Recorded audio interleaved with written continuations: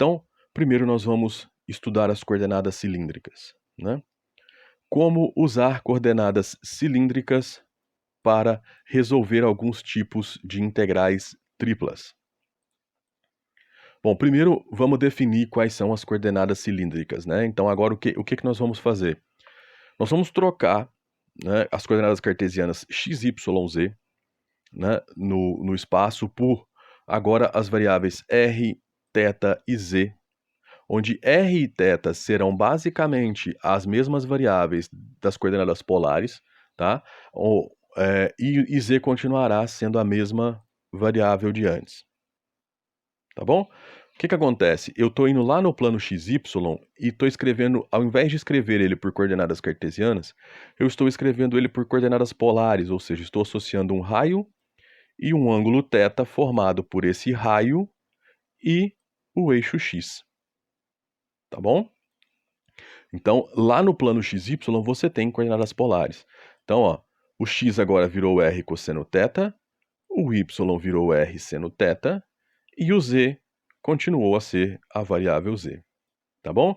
Então, o que acontece? É como se você fizesse coordenadas polares na base, né?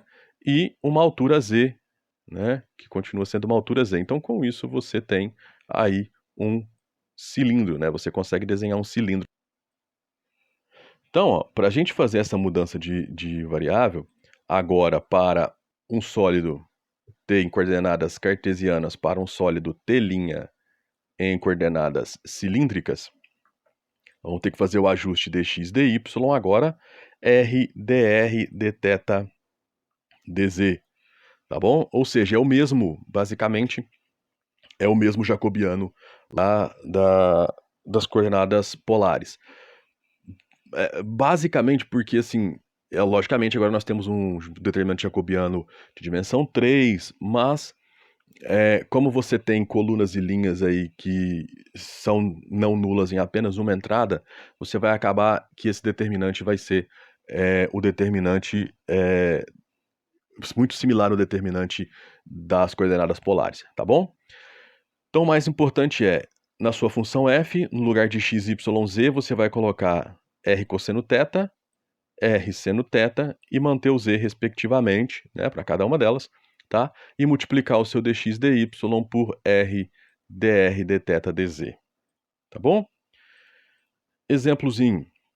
Temos a integral tripla sobre um cilindro, né, definido por x² mais y menor que 1 e altura z, né, entre 0 e 1. Então perceba o que você tem. Você tem uma base circular, né, lá no plano XY, tá?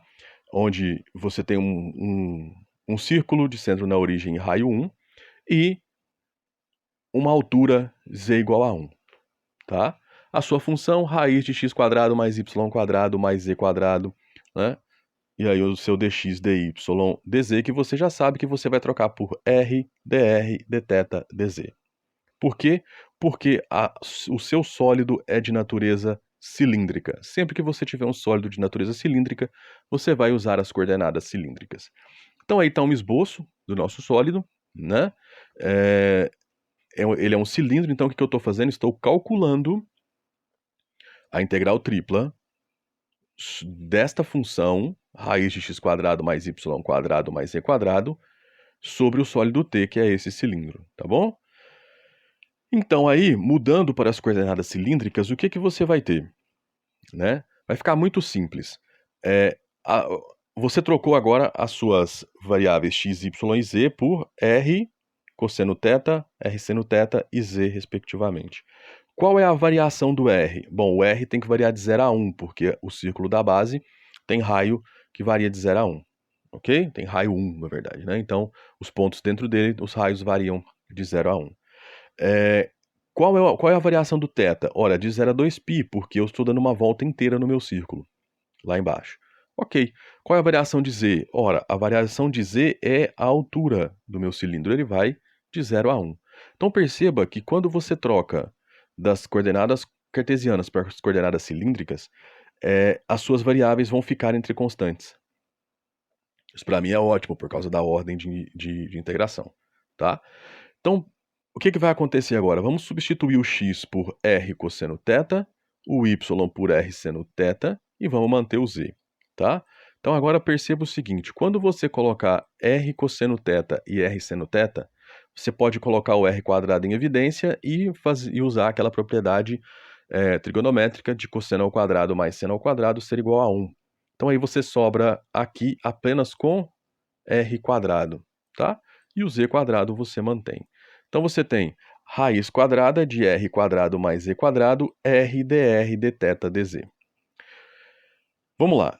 O que você pode fazer aqui? Observe que essa função ela não vai depender de θ. Então, você já pode multiplicar a integral para r e para z pela amplitude do θ, ou seja, ela seria 2π vezes a integral de 0 a 1, integral de 0 a 1 é raiz de r quadrado mais z quadrado, r dr dz, tá? Então você poderia fazer isso.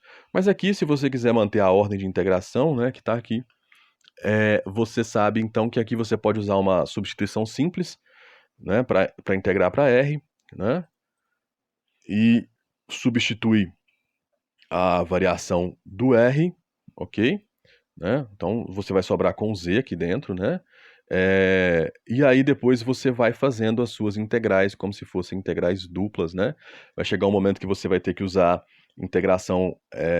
integração por substituição trigonométrica, aqui nesse caso, tá bom? E você vai chegar nesse resultado para essa integral tripla em coordenadas cilíndricas. O grande problema das coordenadas cilíndricas e esféricas é justamente esse. Você vai recair em algumas técnicas de integração mais robustas, substituição trigonométricas, né? Algumas coisas assim mais complicadas, né? Só que eu insisto, vocês já estão na hora de começar a trabalhar aí com alguns softwares matemáticos para dinamizar o seu estudo, tá? Mas é bom conhecer as técnicas para saber se o software está te entregando o que está, né? Se você está dialogando certo com o software, mas é bom usarem isso. Não vou entrar nos méritos aqui do cálculo das integrais especificamente, porque é muito parecido com o que a gente já fez em integral dupla, né? Para a gente ganhar tempo, é só você pensar que são integrações sucessivas, ok? Em todo caso, se você quiser mais detalhes sobre esse exemplo, ele está no link aí do nosso site, está resolvido ele, mais um monte de exemplos sobre integrais triplas envolvendo mudança de coordenadas, tá bom?